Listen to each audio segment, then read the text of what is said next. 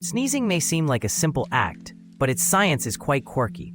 When irritants invade the nasal passages, the body reacts by triggering a reflex. This results in a rapid expulsion of air, reaching speeds up to 100 miles per hour. Interestingly, sneezing is the body's way of protecting itself by clearing out unwanted particles. Sometimes, it can also be contagious, as seeing or hearing a sneeze can prompt others to do the same. So next time you sneeze, remember the incredible science behind this unexpected reaction.